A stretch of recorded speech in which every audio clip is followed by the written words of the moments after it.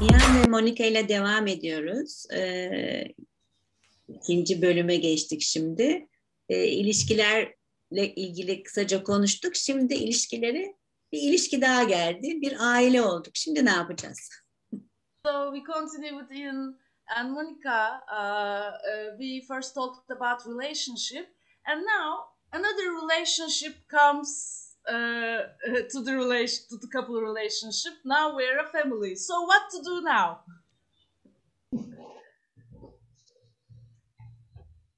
So I'm guessing you would like to hear a bit about our parenting journey.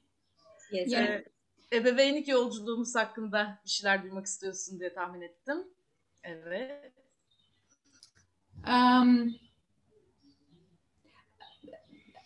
I think one thing that was very precious for us from the very beginning. Bizim için daha en başından çok kıymetli olan şeylerden biri was the fact that we were very aligned when it came to values in which we wanted to raise our child.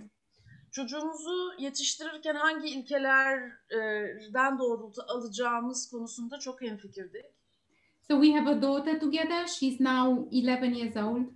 Bir kızımız var, şu an 11 yaşında. And yes, I think from the very start we realized that our main objective is to build a strong relationship with her. Daha en başından amacımızın kızımızla kuvvetli bir ilişki kurmak olduğu net oldu bizim için. And within this strong relationship to allow her to discover who she is. Ve bu kuvvetli ilişki içerisinde kızımıza olduğu kişiyi keşfetmesi için alan açmak. What her mission in life is. Yaşamdaki misyonunun ne olduğunu keşfetmesi için. What gives her joy and satisfaction in life. Yaşamda ona nelerin neşe ve tatmin getirdiğini bulması için. And what are the gifts that she can contribute to the world. Dünyaya hangi armağanları getirebileceğini keşfetmesi için. So I very much see myself in a position of support and nurturing. O yüzden kendimi çok böyle destek ve besleyicilik rolünde görüyorum. And not so much educating or instructing or pushing towards an outcome that I think might be desirable. Değil yani eğitmek, yönergeler vermek, benim arzu edilir olduğunu düşündüğüm bir sonuç için zorlama yapmak rollerinde pek görmüyorum. Mm-hmm. And I very much resonate with that saying that our children are arrows that we throw into the future. Çocuklarımız geleceğe doğru attığımız oklardır sözü çok içimde yankılanıyor. And I realize that that future is something that I know nothing about. Ve bu geleceğin benim hakkında hiçbir şey bilmediğim bir şey olduğunu anlıyorum.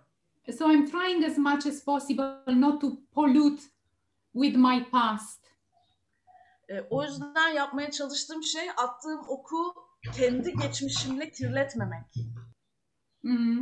But to stay curious and discover, and also one thing that I've learned as a parent is that our children teach us just as much as we teach them.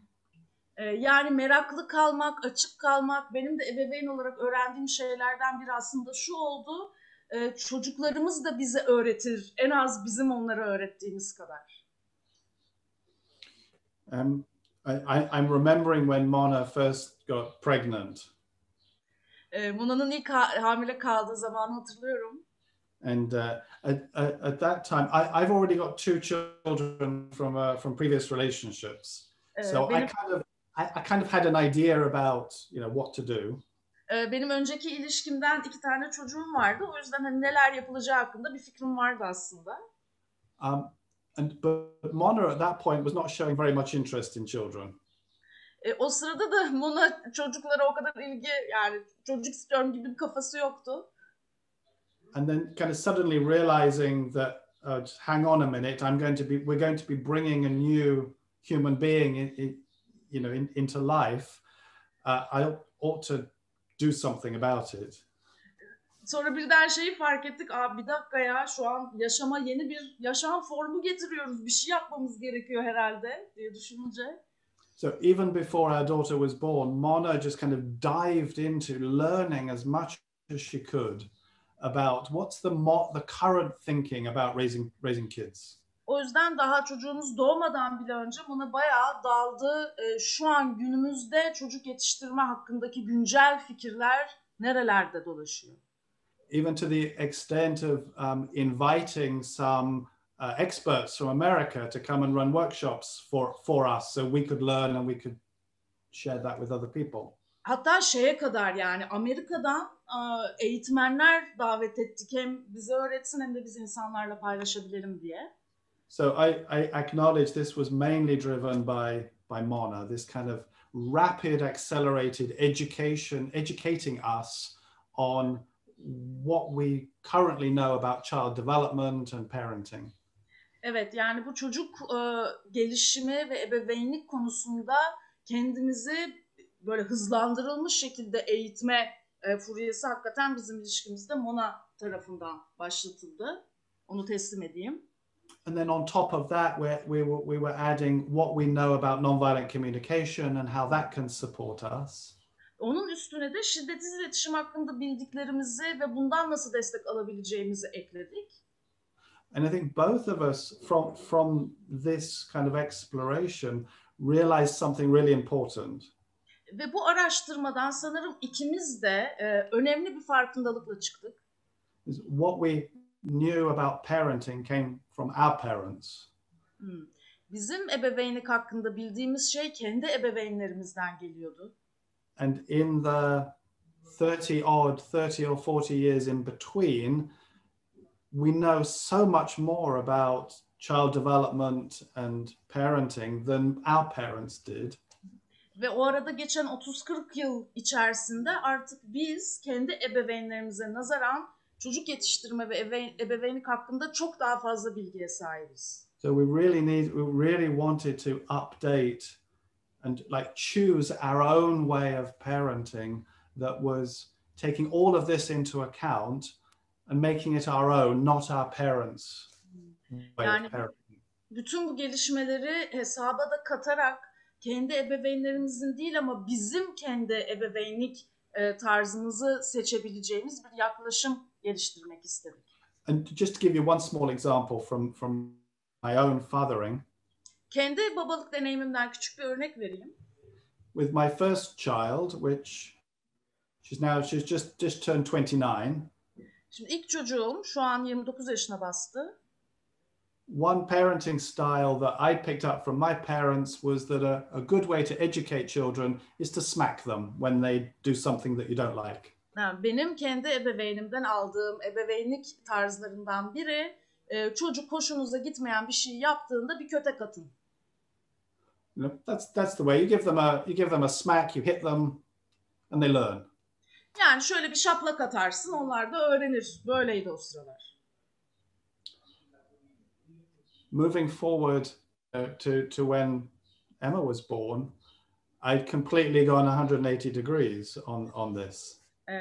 Emma doğduğunda ama ben bu konuda 180 derece dönüş yaşamıştım. One is coming from this desire to relate to her as a human being, which comes from NVC.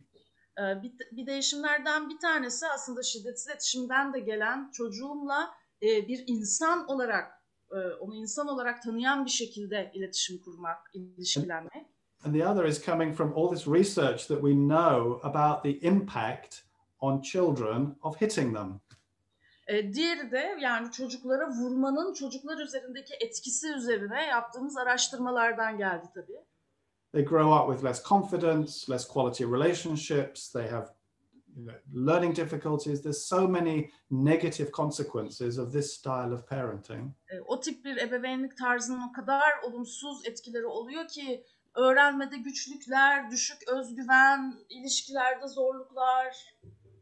So, I'd be completely crazy to continue doing what my parents did, given what we know now. So I would never hit my kids now. Yani şu an bildiklerimiz ışığında artık benim kendi ebeveynimin yaptıklarını devam ettirmek çok delice olurdu. Ve o yüzden ben çocuklarımı asla vurmadım ondan sonra. That's just one example of many ways in which I think our parenting has evolved to be ours, based on our values, our current understanding. And I'm sure our kids will parent their kids in a different way again. This is evolution. Bizim ebeveynlik anlayışımızın nasıl kendi ebeveynlerimize nazaran değiştiğine dair küçük bir örnek. Ama hem bir sürü örnek verilebilir hem de eminim bizim kendi çocuklarımız da bizden farklı şekilde kendi çocuklarına ebeveynlik edecektir. Çünkü bu evrim. Bu konuya değinmen güzel oldu çünkü Deniz'de benim atölyelerimde Deniz'e herhalde sık sık soruluyor. Çocuklar peki ama çocuklarımıza nasıl sınır koyacağız? So yes, it was so good that you touch on that. Deniz and I get lots of questions on our workshops around. Okay, but then how do we put boundaries with our children? Şiddetsiz iletişimle bunu yaparken bize birkaç örnek verebilir misin? Nasıl yapsın ebeveynler? So could you give us a few examples how can parents put boundaries using NVC? I actually had a workshop on boundaries, and I heard from many parents this idea that boundaries for children is something that is needed. That boundaries are a need. Evet, ben de aslında bu sınırlar üzerine bir atölye yaptım. Birkaç ebeveynden de şunu duydum, yani çocuklar için sınırlar gereklidir. Sınır bir ihtiyaçtır. And usually in our society there's still this belief that children need boundaries. Ve bizim toplumumuzda genelde şöyle bir yaygın inanç var: çocukların sınır konulmasına ihtiyacı vardır. And using NVC, I don't see boundaries as being a need. Şiddetsiz iletişimi kullandığımda ben sınır koymayı bir ihtiyaç olarak görmüyorum. But I see boundaries very much as a strategy to meet some very important needs. Ama sınır koymayı çok önemli ihtiyaçları karşılamak için bir strateji olarak görüyorum. To protect some values that I have. Mesela sahip olduğum bazı değerleri korumak gibi. So one thing that I would like to do as a parent is before I set a boundary, I would like to find a way to communicate that value or that need to my child. O yüzden benim ebeveyn olarak yapmak isteyeceğim şu olur: bir sınır koymadan önce hangi değeri, kıymetli şeyi korumak istediğimi çocuğuma iletmenin bir yolunu bulmak. Because what I saw time and time again with my child, and not only, was that when she understood what I was trying to protect, when she understood the need that I was trying to meet, when she could understand the value that was important for me, she found it a lot easier to accept the boundary. Çünkü benim kendi çocuğumla keşfettiğim şey şu oldu: benim hangi değeri korumaya çalıştığımı anladığında, hangi ihtiyacı bu sınırı koyarak karşılamaya çalıştığımı gerçekten anladığında onun da bu sınıra saygı duyması çok çok daha kolaylaşıyor. So one easy example that I could give, let's say a boundary around sweets or TV. How much TV we watch. Örneklerden bir tanesi şey olabilir: yemek, tatlı yemek mesela, çikolata gibi. Ne izleneceği üzerine sınır koymak gibi. So before saying that you're not allowed another piece of candy or you are turning the TV off now, I would like to be clear that Emma first understands why I'm asking this. O yüzden şunu demeden önce, yani bir şeker daha yemeyeceksin ya da şu an televizyonu kapatman lazım demeden önce Emma'nın hangi ihtiyaca istinaden bunu söylediğimi çok iyi anlamasına çalışıyorum. At that I'm trying to protect her health, Sağlığını mı korumaya çalışıyorum? her development. Gelişimini mi korumak In the istiyor? case of TV, that maybe I'm prioritizing family time. Belki de aile olarak zaman geçirmeye öncelik veriyorum o sırada. And what I find is that usually when a child understands and the boundary makes sense, it's easier to accept it. Benim keşfettiğim şey, çocuk anladığında ve o koyulan sınır çocuğa anlamlı geldiğinde kabul etmesi çok daha kolay.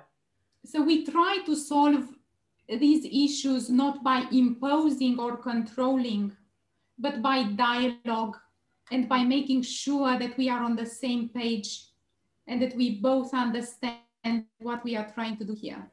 Evet, bu sorunları o yüzden biz bir şey dayatarak ya da kontrol etmeye çalışarak değil, diyalogla her iki tarafın da ne yapmaya çalıştığının iyice anlaşılmasını sağlamakla çözüyoruz.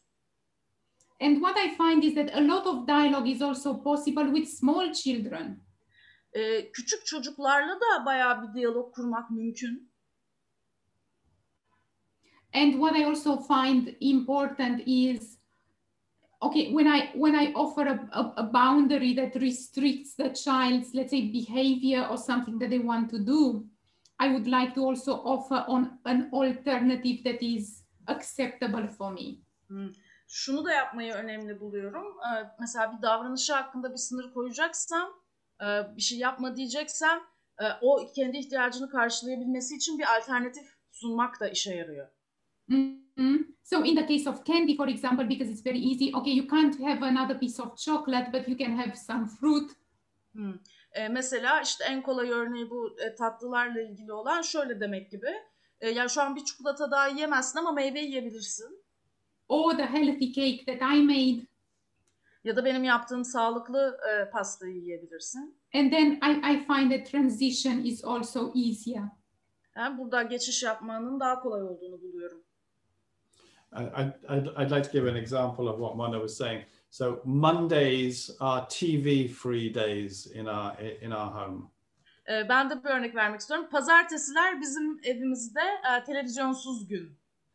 And this last Monday, I forgot, and I said something like, you know, should we watch an episode of, I don't even remember what. Geçen pazartesi ben bunu unuttum ve böyle hatırlamıyorum bile. Şunu izleyelim mi bir bölüm daha gibi bir laf ettim. And Emma looked at me and said, it's no TV today. We're going to play games tonight. Have you forgotten? Emma da bana baktı ve bugün televizyonsuz gün ya, oyun oynayacaktık birlikte, unuttun mu dedi. So she then started to enforce the boundaries that we had set together. Yani birlikte koyduğumuz sınırları korumaya, uygulamaya devam eden kendisi oldu. And I just want to add something to this, because I think there are times when we need to enforce boundaries using force. Şunu eklemek isterim. Güç kullanarak sınırları uygulattırdığımız zamanlar olabilir. So if my child is doing something that is dangerous, I will physically stop them from doing it. Mesela çocuğum fiziksel olarak tehlikeli bir şey yapıyorsa ben de onu fiziksel olarak engelleyeceğim. And I might combine that with a very strong verbal, no. Ve bunu çok kuvvetli bir sözlü hayırla birlikte uygulayabilirim. Because as an adult, I have the ability to see a bigger picture of what's going on. Çünkü bir yetişkin olarak olaylara dair daha büyük resim görme becerim var. And this isn't to punish the child. I'm not physically grabbing her and moving her away to punish her. Bu çocuğu cezalandırmak için yaptığım bir şey yok. Yani onu o tehlikeli yerden fiziksel olarak alıp geri çekmem, cezalandırma amaçlı değil. And this is the difference for me between using force to protect and using force to punish or to try to educate. Evet, bu da çocuğa eğitim verirken gücü eğitmek için kullanmakla cezalandırmak için kullanmak arasındaki fark bu işte. So sending my child to her room, go to your room. Evet, çocuğumu mesela odasına göndermek, git odana. Could be either, and it's really important the intention which I'm doing it. it could be, I need to remove you from this dangerous situation, so go to your room to protect you. Ya şu niyetli olabilir ki benim niyetim burada çok önemli. Seni bu tehlikeli durumdan çıkarıyorum, korumak için odana gönderiyorum niyeti olabilir ya da or it could be go to your room, you know, I don't want to see you anymore and it's a punishment. Ya da bir ceza olabilir. Git odana, seni görmek istemiyorum. O zaman ceza niyeti. And so the same action can have very different impacts and will be received very differently by the child. Bu iki yani aynı davranışın iki farklı niyeti ve çocuk tarafından tabii farklı şekillerde karşılanır. Harika, çok güzel örneklerle böyle hepimizin daha da iyi anlamasına yardımcı oldunuz. Great examples and that makes it so much clearer for everybody. Çünkü herkeste şöyle bir inanç var, şiddetsiz iletişimde sınırlar yok mu diye. Because everybody asks like, are there no boundaries at all in NVC? Like Böylece yani Monika'nın da dediği gibi kendimizle bağlantı kurup ihtiyacımız ne ve çocukla diyalogda olmak için her zaman ilk önce kendine bakmak, daha sonra çocuğun ihtiyacını fark ederek ortak bir çözüm bulmakta yarar var diye ben de düşünüyorum. And I think just like Monica said, it's always useful to connect first with myself, self-empathy, then trying to see the needs of the child and then form a dialogue and come up with a solution that works with everybody. That's so important for me also. Kendi ebeveynliğinde de şiddetsiz iletişimde öğrendiğim en basit araç sadece dinlemek. Yargısızca dinlemek benim çocuğumla olan ilişkime çok büyük katkıda bulundu. And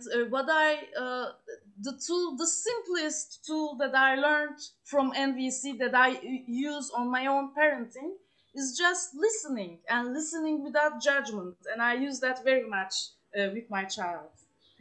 Bu arada Deniz'in bulunduğu bölgede internet çalışması yapılıyormuş. O yüzden aramızdan ayrıldı. Ama tekrar geliyor galiba. Evet. So yeah, Deniz had an internet trouble, but she's back now. Welcome Deniz again.